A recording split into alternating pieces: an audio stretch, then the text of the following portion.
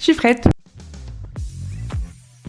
Moi, c'est Chloé, je suis éducatrice spécialisée de formation dans la métropole lilloise. Je suis également maman d'un petit cabin depuis bientôt 2 ans, une ancienne créatrice de contenu sur les réseaux sociaux. La plateforme principale, c'était Instagram que j'utilisais. Et j'ai construit une communauté allant jusqu'à 25 000 abonnés. J'ai aujourd'hui arrêté. Je suis community manager et autrice d'un livre qui est écouté autrement parce que je suis malentendante. Et donc, j'ai voulu sensibiliser à cette cause du handicap sur les réseaux sociaux. Je suis donc community manager dans des domaines que j'ai expérimentés pendant 9 ans sur les réseaux sociaux, qui sont principalement la mode, la déco, la beauté et également les concept stores famille. J'aime couvrir des événements de tout type.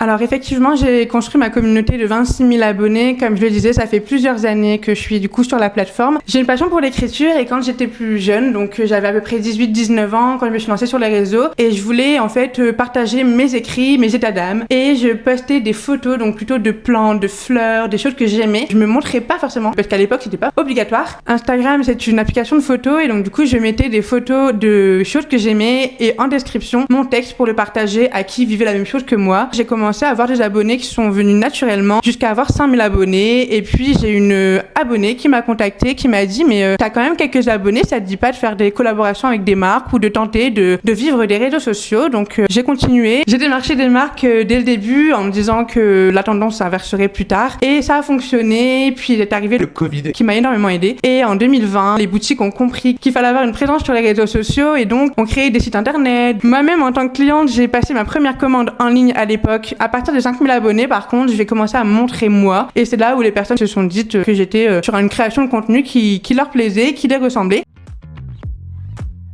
Oui, effectivement, j'ai arrêté l'influence plusieurs fois. Je vous explique les raisons. La première raison n'est pas de mon ressort, c'est que j'ai été piratée de mon compte Instagram à 15 000 abonnés. Je vous avoue que c'est pas hyper cool quand on se fait pirater après déjà 2 ou 3 ans de travail qui s'envolent en poussière. Je n'ai jamais récupéré mon compte Instagram, donc j'en ai créé un autre. Mais disons que à un moment donné, je me suis questionnée. J'étais en vacances avec ma famille et je me suis dit, mais il faut que je préserve ma vie de famille. Mon fils n'avait que quelques mois, donc j'ai voulu arrêter également parce que je voulais limiter le temps d'écran, me consacrer à d'autres choses, comme par exemple cuisiner ou ma passion pour la photographie. Et c'est aussi pour ça que j'ai une plus-value, que ça soit dans l'influence ou le community management. C'est vrai que la photographie est quelque chose d'indispensable dans ces deux métiers.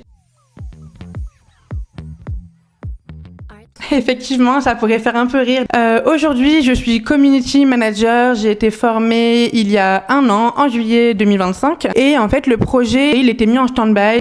J'étais un petit peu déçue d'avoir fait ce diplôme pour finalement arrêter les réseaux sociaux. Et je me suis dit, mais en fait, les réseaux sociaux, ça s'utilise de différentes façons, notamment le community management. Et en fait, une opportunité a fait que je me suis relancée là-dedans. J'essaie de trouver l'équilibre de vie entre la vie personnelle et professionnelle. Ça va être un challenge très important pour préserver justement ma vie familiale et personnelle. C'est une très très bonne question et un peu délicate dans le sens où être éducateur spécialisé a été un métier qui m'a paru être une évidence. En fait, une évidence parce que j'aime accompagner les personnes en situation de handicap ou non, j'aime être là pour les gens. Le social, échanger, on peut le voir, je suis une pipelette. Mais c'est vrai que avec le temps, je me suis rendu compte que pourquoi pas être à mon compte, pourquoi pas justement vivre de cette passion des réseaux sociaux. L'entrepreneuriat, c'est quelque chose qui me tentait, qui me paraissait être possible parce qu'en fait, depuis que je suis maman également, j'ai des ambitions. Par exemple, l'écriture de mon livre, j'aurais peut-être pas osé avant. Je faisais métro boulot dodo. J'avais pas cette envie de faire d'autres choses à côté parce que c'est vrai que par exemple pour mon livre, j'ai une conférence prévue en octobre. En septembre, je fais le festival de la biographie et j'ai toujours des projets à côté. Je travaille et c'est vrai que ça, c'est vraiment mon fils qui me l'a donné. Alors je le remercie. Peut-être qu'un jour il verra cette vidéo. Je te remercie Gabin parce que grâce à toi, aujourd'hui j'ai envie de faire plein de choses et je bouge à droite à gauche et ça m'anime. En fait, c'est quelque chose que j'aime beaucoup. Je me lance à mon compte parce que c'est important pour moi de pouvoir gérer ma vie personnelle, pouvoir également gérer mon propre planning, être ma propre patronne, pouvoir justement gérer mes rendez-vous, être indépendante. C'est vraiment ça qui m'inspire et qui me donne envie de me lancer à mon compte. Si, Évidemment, c'est quelque chose qui fait toujours peur, je pense.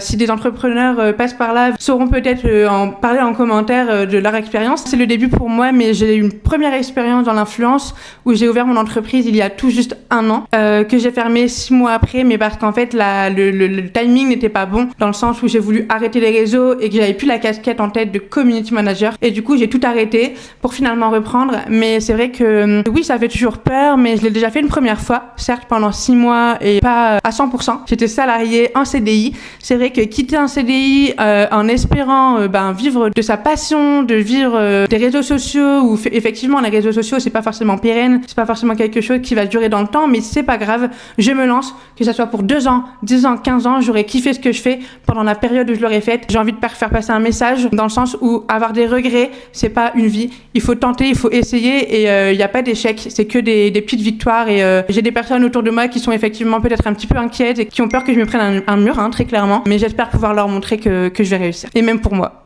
Merci Chloé d'avoir répondu à toutes ces questions. On arrive à la fin de l'interview. Une dernière question, qu'est-ce que tu voudrais dire pour clôturer cette interview? Alors merci tout d'abord à toi pour cette interview et à vous de m'avoir écouté. J'espère que ça vous a plu. Si vous avez des questions, n'hésitez pas à les poster en commentaire. Et pour répondre à la question de fin, je dirais que je m'épanouis tellement dans ce métier que trouvez votre métier qui vous épanouit, qui vous donne le sourire. Quand vous en parlez, vous sentez que vous vivez en fait, que ça c'est en vous. Parce que pour moi, quand on travaille mais qu'on fait quelque chose qu'on aime, on ne travaille pas. J'espère vraiment que vous êtes soit épanoui dans votre travail ou que vous le serez très bientôt. On se retrouve dans la prochaine vidéo.